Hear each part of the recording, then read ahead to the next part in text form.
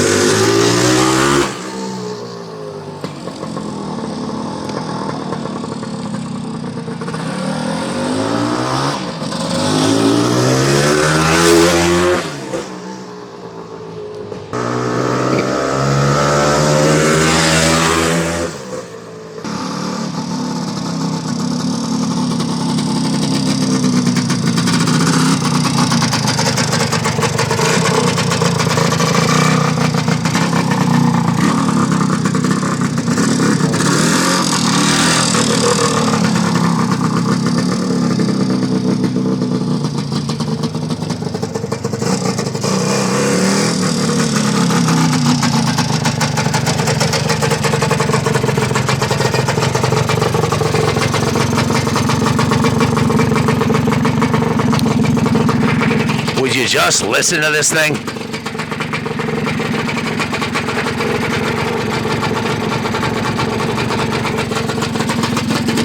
There's a reason why this is the most highly collectible, coveted 71 enduro bike ever made, the 360. It's a kick-ass motorcycle. Not only does it look good, because one of Yamaha's company policies is form didn't always follow function. They wanted foremost the motorcycle to be beautiful. The tuning fork company, the Yamaha standard, was one of excellence and beauty, and this thing stood the test of time. These are highly coveted, highly collected. We've sold, my son Junior has an obsession with these, so we buy everyone we can get our hands on and restore them, and we buy a lot of restored ones, and we've sold a half a dozen of these 71 RT1s restored at auction that bought north of $10,000. In a couple 69 250s that sold for north of $12,000, or 68 the first year they came out. This is just a kick-ass piece. I'll have to grab the work order because there's pages and pages of what's been done to this, and I'll never remember it all, but it's an outstanding motorcycle. 5-speed transmission.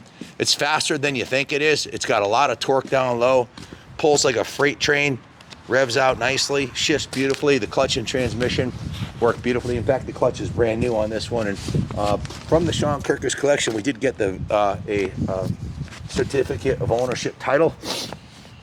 I'm not sure what happened. The DMV screwed up one of the numbers on here. Junior said I'll have to ask him about that, but it's pretty common for that to happen.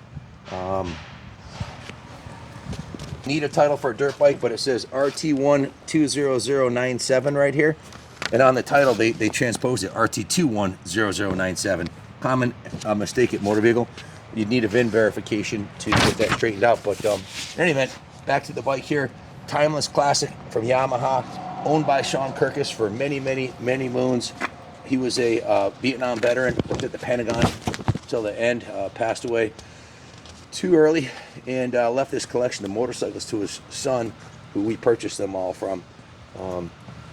This happens to be a low serial number, RT1 too.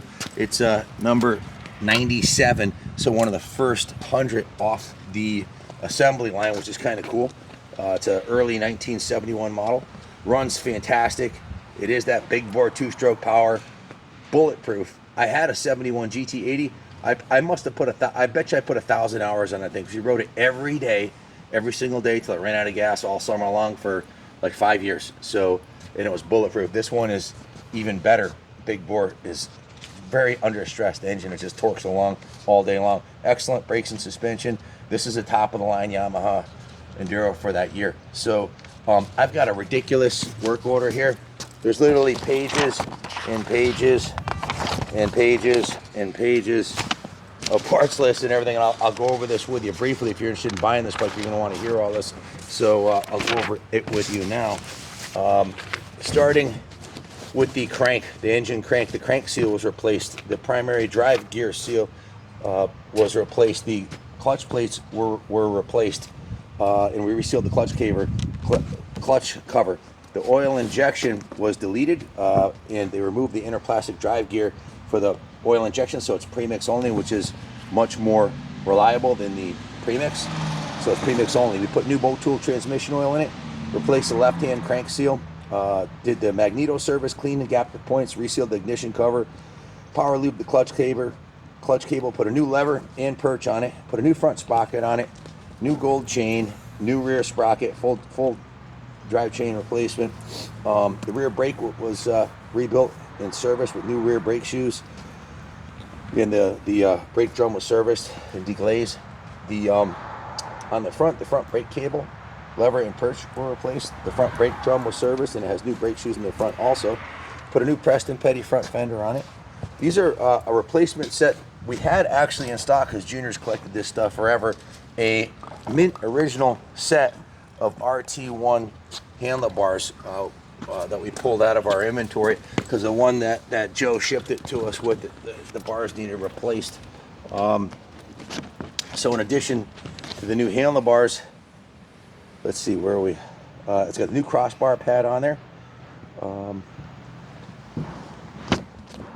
Jimmy's small handwriting, there's pages and pages of this. So new period correct handlebar grips, new kill switch, repaired and replaced ignition wires, ignition wiring, new carb to airbox rubber boot, a new foam air filter, clean and flushed out the fuel system and fuel tank, rebuilt the fuel petcock, new fuel line, running VP ethanol free fuel in it, replaced the kickstarter and the shift lever, put a brand new crossbar pad on it, on the handlebars, replaced the seat foam and the seat cover, as you can see, new seat hinges, new throttle housing and tube, brand new clutch and clutch springs, new OEM Yamaha clutch fibers, new OEM Yamaha clutch cover gasket, new OEM Yamaha intake boot, new air filter, brand new Mikuni carb. It's a 32 millimeter carb. It's one of the secrets to why this thing runs so good.